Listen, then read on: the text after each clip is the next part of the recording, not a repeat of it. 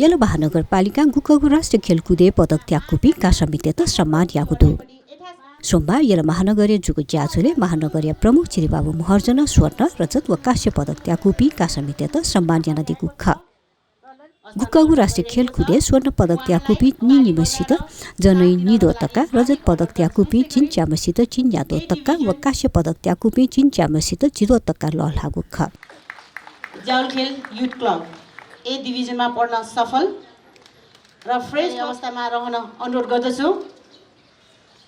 ज्याजुले महानगरीय प्रमुख चिरिबाबु महर्जन उपप्रमुख मञ्जली साक्य वज्राचार्य प्रमुख प्रशासकीय अधिकृत गणेश अर्याल सामाजिक विकास समिति अध्यक्ष राजु महर्जन जिल्ला खेलकुद विकास समिति अध्यक्ष विनोद महर्जन राष्ट्रिय तथा अन्तर्राष्ट्रिय खेलाडी संघ अध्यक्ष दीपक श्रेष्ठ कासोख्याय विकासका लागि यल महानगरपालिका यान वैचुङको भूमिका बारे नवना दिएको ख हामीले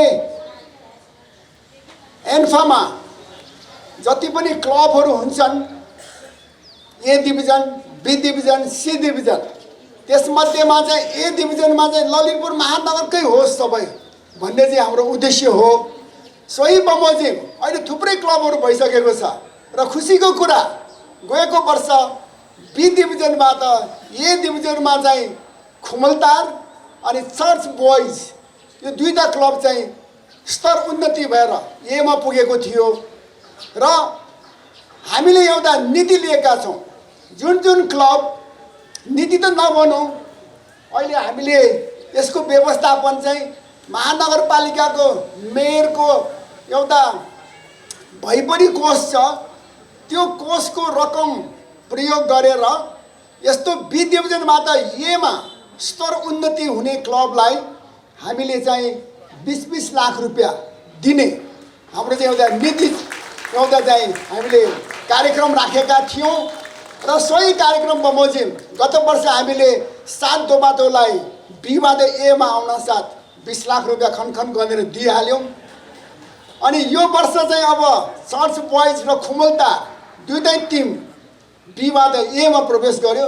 हामी तपाईँले पनि आजकै यसै कार्यक्रममा 20 लाख रुपियाँको चेक हस्तान्तरण गर्ने हाम्रो उद्देश्य थियो तर अलिकति प्राविधिक त्रुटिले गर्दाखेरि त्यो चेक आज तपाईँलाई चाहिँ दिन पाइन।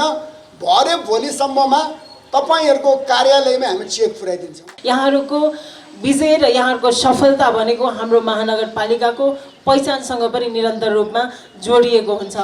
त्यसकारण पनि यहाँहरूको आगामी दिनमा र भविष्यमा पनि सफलताको शुभकामना पनि व्यक्त गर्न चाहन्छु। खेल जगत एउटा अत्यन्तै महत्त्वपूर्ण विधाको रूपमा विकास भइरहेको छ। राष्ट्रले र ललितपुर महानगरपालिकाले पनि खेललाई हेर्ने दृष्टिकोणमा धेरै फरक भइरहेको छ र एउटा प्राथमिकको विषयको रूपमा राखिएको अवस्था छ र ललितपुर महानगरपालिकामा पनि अरू पूर्वाधार विकास सामाजिक काम आर्थिक काम लगायत चाहिँ खेल क्षेत्रलाई पनि एउटा महत्त्वपूर्ण विधाको रूपमा हामीले लिने गरेका छौँ। त्यसकारण यहाँहरूको सफलता यहाँहरूको सफल भविष्य र यहाँहरूको क्लब लगायत व्यक्तिगत रूपमा यहाँहरूले जसरी एउटा प्यासनका साथ खेल जगतलाई अगाडि बढाइराख्नु भएको छ त्यसले हाम्रो महानगरपालिकाको राष्ट्रिय अन्तर्राष्ट्रिय क्षेत्रमा पहिचान र गौरवलाई अगाडि बढाउन पनि यसले महत्त्वपूर्ण भूमिका खेलिरहेको छ। आजको कार्यक्रममा यो कार्यक्रम नौलो कार्यक्रम होइन।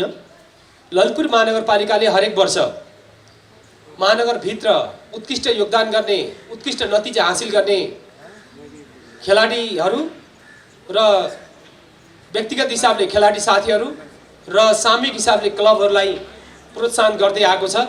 सम्मान कार्यक्रमहरू आयोजना गर्दै आएको छ। त्यसैको सिलसिला र त्यसैको कडीको रूपमा हामी आज यस कार्यक्रममा उपस्थित छौँ। वास्तवमा यो कार्यक्रममा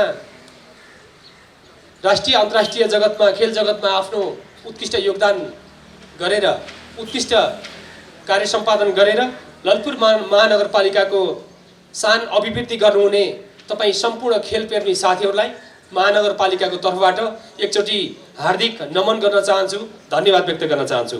भनिन्छ खेलाडीहरू देशको लागि चाहिँ नाम उच्च पार्नको लागि धेरै महत्त्वपूर्ण योगदान गरिन्छ भनिन्छ।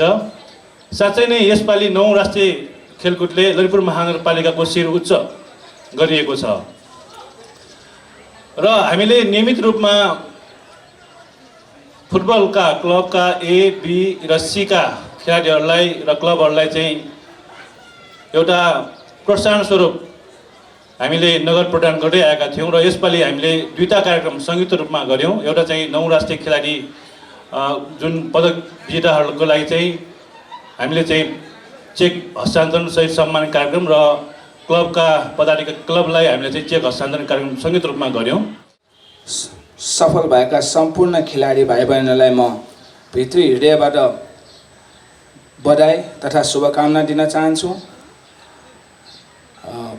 खेलाडी भनेको नै हाम्रो राष्ट्रलाई पहिचान गराउने मूल माध्यम भएको हुनाले जुन आज नगरपालिकाले हाम्रा खेलाडीहरूलाई महत्त्व दिएर जुन नगरसहित सम्मान गर्नुभयो त्यसको लागि म हाम्रा नगर प्रमुख मेरा आदरणीय दाइ चिरबाबु महर्जनलाई धेरै धेरै धन्यवाद दिन चाहन्छु र ललितपुर जिल्ला खेलकुद विकास समितिको तर्फबाट पनि आभार प्रकट गर्न चाहन्छु। उहाँले यस खेलकुदको लागि धेरै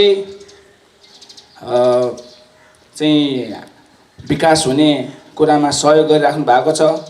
मैले 8औं साफ गेममा पदक जित्दाखेरि यही स्टेजमा म पनि यो नगरपालिकाले सम्मान गरिराख्दाखेरि म पनि यहाँ सम्मानित भएको थिएँ। फेरि पुनः एकचोटि यो 25-26 वर्षपछि फेरि एकचोटि यो मञ्चमा एउटा खेलाडीको हैसियतले होइन एउटा खेलाडीको अभिभावकको हैसियतले म यहाँ उभिन पाउँदाखेरि धेरै खुसी लागेको छ र सम्पूर्ण खेलाडीहरूले जुन खालको एउटा नगरपालिकाले अभिभावकत्व ग्रहण गरी तपाईँहरूलाई चाहिँ नि एउटा प्रोत्साहनको लागि 9 राष्ट्रिय खेलकुदमा पदक जिते बापत सम्मान गर्दै हुनुहुन्छ। त्यसको लागि चाहिँ म नगरपालिका प्रमुख लगायत सिङ्गो नगरपालिकालाई धेरै धेरै आभार व्यक्त गर्न चाहन्छु। अध्यक्ष ज्याजुले ए बी व सी डिभिजन फुटबल क्लब तेतन चेक लल हागुदु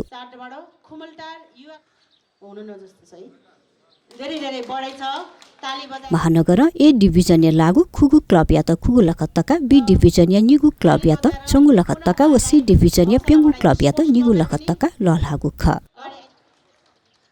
उहाँहरुको लागि 2 लाख चेक हस्तान्तरण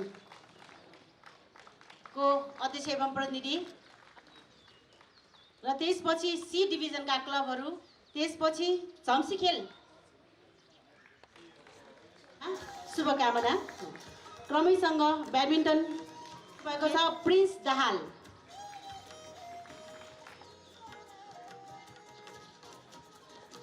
पिटरको फ्री स्टाइल रिले